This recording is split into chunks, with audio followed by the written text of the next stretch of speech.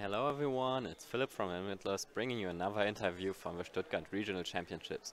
And I'm here with the one and only Reklev, who just finished in the top 4. You can think about with finish what you want, we will talk about it a little more later. But of course it is a great accomplishment, and yeah, it stands a little bit in the shadow of your other accomplishment, but top 4 in itself at the regional is always great. So, going to this tournament, it was an expanded tournament, and it was the only really big expanded tournament we have in Europe in this season. We had Bilbao, but it was a special event, not very prestigious, not too much attendance. So let's forget about this. This was the only event.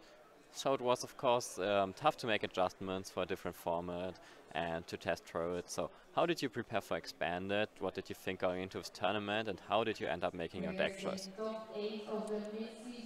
Should I wait? Yeah, you can just talk anyways. Um, so, going into Expanded, I felt pretty overwhelmed because there's so many different cards and decks and strategies that might work. But I knew that Zorak with Execute was considered one of the best decks, and Trample Garbodor was also considered one of the best decks. And I happened to have played both of them in Standard a lot and did pretty well with both of those. So I figured I was going to play one of those. Yeah, it seems like a dilemma where you have to pick your favorite child. Yeah. So I had two very good options, I felt like, but I was actually going to play Jumper Garbler up until yesterday when I tested a little more, and I didn't feel like the consistency of Jumper Garb was good enough, so I decided to switch to Zorak Execute, because that deck can just abuse Execute like crazy. So all your Ultra Balls are basically free, and you compute the search and all your trades, so you don't really have to discard anything to get these nice effects, and that's just crazy. So you just get you can do so many crazy things with the Zorak deck in Expanded compared to what you can do in Standard, um, and the main thing you can do is go like Red Card Hex on basically any deck, and they will struggle super hard to do anything about it. And since you have Battle Compressor and you have trades and you have Shamans and Lela, you can like discard everything out of your deck that you don't want and just keep the good cards. And it's so hard to like break mid game, late game. You just have to like get the early bridge it or just get some Soras down and you're all good. Alright, yeah. You already talked about your deck here, which is very interesting, but to achieve success with your deck, you of course have to have the right balance between consistency and tags. So we already saw the list earlier. It's the same list that Nico used. He explained quite a lot of the card choices in detail, so we don't have to do it that much. But looking at your deck, you receive the picks like Free Shaman, and we see a few tech cards like Oranguru and Oricorio, the Breakthrough Zorak. So how did you like those tags, and how did the consistency of your deck work out for you? I think the decks were fine. I liked the Oricorio, but actually if it didn't face any Nightmares, but it was pretty good when I was up against a Lucario deck. Because then you can like soft hit the Riolu or the Lucario, and then you can finish it off after.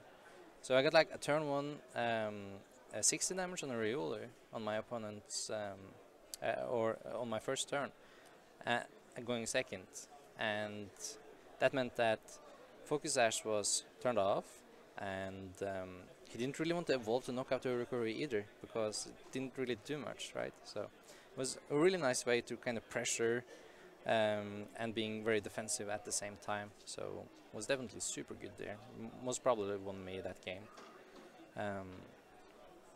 So yeah, and you can also like in the Zorak mirror, if they have discarded a lot of Pokemon and benched a couple eggs to take a big knockout, you can go Oricorio and just snipe 2 of the eggs and get to easy prices. Yeah, usually this is a rather realistic scenario because of course the Zorak deck you mentioned, it uses lots of battle compressors and trades to thin out the deck and not draw any dead cards anymore, so having lots of Pokemon in the grave sounds, yeah, something that definitely happens. So let's see, your Zorak Breakthrough is one of the almost everyone plays a baby Zorak because you need a good non-X attacker. At least most people want to have a good non-X attacker. Why did you choose the breakthrough, and how well did it work in your tournament? It was actually pretty good. I didn't get that much value out of it because in the Zorak mirrors, where it's the best, I feel like, you usually just get the red card hex combo first and you win, and that's it. So pretty boring matchup, honestly.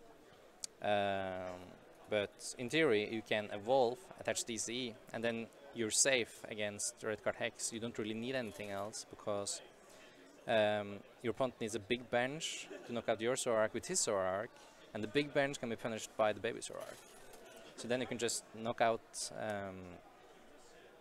your opponent's Zorak, take 2 prizes, force your opponent to only take 1 again, and you will be ahead even though you are behind. So it's kind of like a comeback option. Yeah, I agree, and I really like the breakthrough for the mirror. It's most other matchups not very useful, but sometimes it's also nice to have a non-X, and especially in the mirror, it's important to have this comeback option. Yeah. So let's see. Did you ever feel like missing the black and white Zorak, for example? Or then there's also the Executor that a lot of people played. We saw a few American players coming to Stuttgart and playing the Executor in the deck. Did you ever feel like you missed it, or would have liked to have it? No, not really. Not even once did I feel like I would have needed that.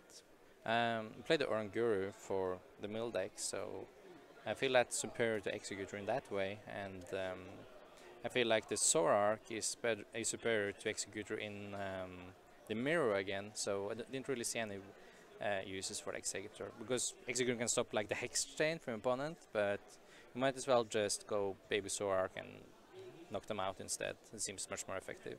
Yeah, I wonder if you go second, if you're actually able to use 2 non-X, because like your opponent will take a easy price on the 1 basic you open with. That's and true. then you perhaps can use like Executor and the stand-in. But yeah, I actually never saw that scenario happen, because as you mentioned earlier, the red card hex combo is just so insane, and the player that goes first usually gets like a really good opening, sometimes gets even red card hex. And yeah, it's just the red card hex combo decides the game in the mirror, and it's so unfortunate, and just completely smashes the opponent, and you have to be pretty lucky to make the comeback out of that. Yeah, that felt like one of the biggest issues we see here in Expanded, just the strength of hex chain, or like a turn 1 hex gets or something like that. Yes. So let's see, your trainer energy line, of course, 40 CE, then where we have your supporter line, your item and trainer line. So you have 3 battle compressors, which is more consistency than most people, and you have 1 communication. So how did you like your consistency lineup, and did you feel like you needed more of it, or would you have liked more? I think the consistent lineup was pretty fine. I played to bridge it just so I was sure that I could do something on my first turn, play at least a good supporter, because sometimes you're kind of stuck in doing like colors for very few cards because you can't really draw into something, and you still need your setup. You can't find your bridge it because it's priced, or you just can't draw into it. So having the second bridge was very nice for that. That meant that you basically never price 2 of them at the same time, and she always has like a strong turn 1 option. Usually you want your start to be good enough, like chain some shamans for a lot of cards and draw Soros manually, so you can use your supporter on a hex or something instead. But yeah, the second bridge was very nice for that. I would like 4 battle compressors actually, just to discard everything from the deck I wouldn't need but right away. And actually usually played with 4 compressors, but I changed the 4th compressor for bridges. Both are consistency cards, so I guess it was alright. Okay, yeah, the Bridget, I guess most of the games you will all start with turn 1 Bridget, even though it's like not the best opening you can get, but it's still like really solid. It's still solid, like that's the best opening you have in Standard, so it's still okay in Expanded, but you would like the Hex, of course, but that's, you can't always go for it. Sometimes your hand is not strong enough. Okay, when looking at your supporters, do you feel like there was anything you missed? Like, for example, an N that you would have liked, or is there a supporter that you didn't like, that you would cut looking back? I don't really like N in that deck, because you just always want to use something else, because the Hex option is almost always better. Like I feel like against almost everything, you just want to press the red card and hex in your opponent's face every turn. Yeah, and of course there's the big issue that most decks either play Zoroark or Octillery, so and usually doesn't do much. And people recognize how strong Zoroark is, so like every single deck, no matter what it is, plays a Sudowoodo in it. So you kind of need to use the hex every turn, so you can get knockouts as well. So you're going that route anyway. You're being forced by your opponent's Sudowoodo every game, so just try to focus more on that. And N doesn't really do that much if they have like Octillery or, yeah, as you said, Zoroarks. So didn't really miss that. You could maybe take a Ranger, so you could beat Seismitoad, like Pedro did, and actually faced it in top 8. It was very nice. There the Ranger really shines. But other than that, I think the support lineup was just fine. Ranger can also like be used against Riolo because Lucario opponents that's true. only need 1 energy, so they don't have much to do with the energy attachment. So oftentimes they just go for Riolo detects to protect their Riolo, to perhaps protect their Riolo. Yeah, also, you mentioned that the hex chain is very important because of Sudowoodo, so that's probably the reason. Like, we have people with more than 2 colors, but I feel like 2 is definitely the right count. It's very great supporter, but most of the time you just need to hex chain, so you don't have much use for that many colors. Yeah, I think 2 colors was pretty fine. I think 3 is just because people are scared of bricking from ability luck. Yeah. And then hope to have more colors to draw into it, but like I'd rather have an extra battle compressor because that will basically do the same for you, because you will just thin out your deck so you won't break when they try to mess up with your hand. Also, the third chorus might have more synergy with the executor than like with your approach. Yeah, that's true, maybe. Yeah, and alright, so much to your deck. Then let's talk about your tournament. Looking back at it, what were the crucial points of your tournament? You won 6-0-2, and through Swiss you won in your top 8 game, so it looks like a rather swift day up until top 4, but was it really that easy? Was it as easy as it looked? No, definitely wasn't. Expanded is pretty crazy, so I was actually super lucky day 1. I think I won 6 out of 8 coin flips. Oh, yeah. And I was pretty lucky with my first round opponent as well, because he won the coin flip, but he asked me to start, so I think he was a pretty new player as well. So I'm very lucky with that, and yeah, so I had so many games where just I go first, I just can even afford to go for Bridget, and from next turn I just go Zoroark, red card, trade, hex, right? And for the next 4 turns I go like versus Zigger, hex, hex, and that's the game. And my opponent goes for second game, and sometimes he does the same thing as me, and sometimes it doesn't, and I do the same thing again to him, and that's basically it. It feels very easy and straightforward, but it's so important to win the coin flip. It's crazy. Yeah, it feels like going Don't first really in like expanded that is at so all. It's not fair at all. The form is also so fast paced. Exactly. Then, yeah, and it's over in a few turns, so being 1 turn ahead is always huge. Alright, so, and yeah, your run eventually ended in top 4, where you faced Pedro in a mirror. You lost after 3 games. We of course have this on YouTube, but what do you think went wrong in this series? So I lost the coin flip. That was the first issue, and he smashed me game 1. He just got the hex chain from turn 1 and some Zoras, and just got a really good start. My hand didn't have any supporters, just opening Shaman. So if he didn't hex, I could probably set up as usual, but he went first and got the hex, and there was really nothing to do. So 4 turns after, I'm just dead. Second game, I kind of did the same to him. I just established the luck early on. I don't know if I hexed. No, I didn't hex the first turn. I got to bridge it, and I think in Color's second turn got my full setup, and then I started the hex chain red card thing, and then he just bricked, and I just steamrolled through. That's the power of that combo. Yeah. And the third game was actually pretty awkward for me, because I really had that game locked down, but I managed to mess it up in the last couple of turns. So I haven't blamed much expanders. I can blame some of that on that. So the interaction with Hex and Sudowoodo is that your opponent knocks something out, you promote Pokemon, and then Hex is turned off, making Sudo with the discard things on the bench. So for some reason I was thinking, oh, I'm gonna save my last card as a Shaman, so if he knocks out this guy, I can promote something, bench Shaman, draw 6. I couldn't do that because I benched an Oricorio, making me have 4 Pokemon after I promoted, so that meant that the Shaman was just dead in my hand, so I couldn't use it. But that was my second mistake. The round before that, I was trying to Ultra Ball, I discarded a puzzle, I only had 2 left, so discarding a puzzle meant that I wouldn't have much flexibility the rest of the game. So, which means no more basics as well, if I needed that. But I discarded it and went through my deck to find a basic. That means I could take the knockout on the Seismic, which also will probably give me the win. But it was no basics left. So I just discarded the puzzle for nothing. And I was still ahead.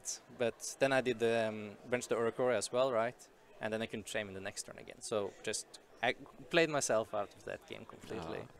But that happens, and I was glad it was against Pedro. He's a good friend of mine, and he really deserves to go to the final, so it's all good. Yeah, even the best sometimes end up misplaying and throwing the game. Of course, For sure. I think most people actually almost everyone misplays very frequently because Pokemon is a very intense game, in my opinion, and it's really hard to play optimal or at least close to it. And yeah, we've seen that in Sydney that you can even play well when you're half dead. Apparently expanded, where you're not that much used to it, stopped you in the end.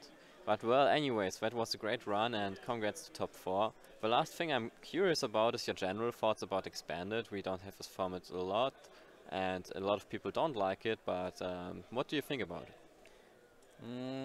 I don't really know. The format is fine, but it has a lot of it has a pretty high skill ceiling because you have so many options.